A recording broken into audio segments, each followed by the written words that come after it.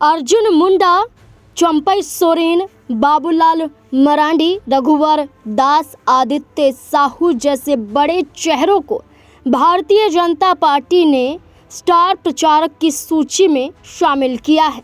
झारखंड की घाटशिला विधानसभा सीट पर होने वाले उपचुनाव के मद्देनजर भारतीय जनता पार्टी के ये बड़े चेहरे चुनाव जिताने में बड़ा योगदान देंगे। इस बीच मिथुन चक्रवर्ती द्वारा भी भारतीय जनता पार्टी के जरिए प्रचार प्रसार किया गया। मिथुन चक्रवर्ती ने भारतीय जनता पार्टी की जीत का दावा किया, बाबूलाल सोरेन की जीत का दावा किया, लेकिन इस स्टार प्रचारक की सूची में कहीं भी रमेश हांसदा का जिक्र नहीं किया गया, बल्कि रमेश हांसदा को तो उम्मीद थी कि भारतीय जनता पार्टी उन्हें उपचुनाव में टिकट देगी। मौका रमेश हांसदा को दिया जाएगा, ना कि चंपई सोरेन के बेटे बाबूलाल सोरेन को। दूसरी बार भारतीय जनता पार्टी ये गलती नहीं करेगी, लेकिन बीजेपी ने अपनी गलती को दोहराया।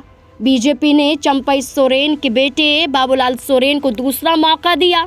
जीत तय होगी 11 नवंबर के बाद, जब 14 नवंबर को परिणाम सामने आएंगे कि क्या आखिरकार बीजेपी का फैसला सही था या फिर नहीं।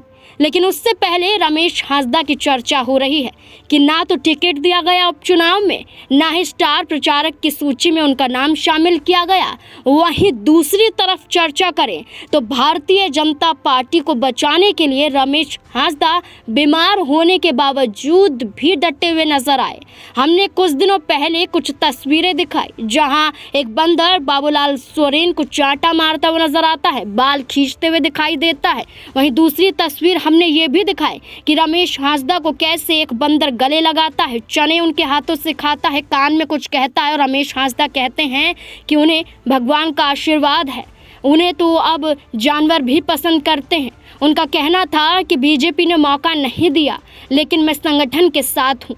मैं बीमार होने के बावजूद भी आदित्य साहू के कहने पर घाटशिला में प्रचार करने के लिए आया, जनसंपर्क करने आया। रमेश हांसदा ने तो खुलकर साथ दिया, लेकिन अब देखना होगा कि अगर 14 नवंबर को आने वाले परिणाम में भारतीय जनता पार्टी विजय नहीं होती है तो क्या रमेश हांसदा कोई बड़ा कदम उठा सकते हैं।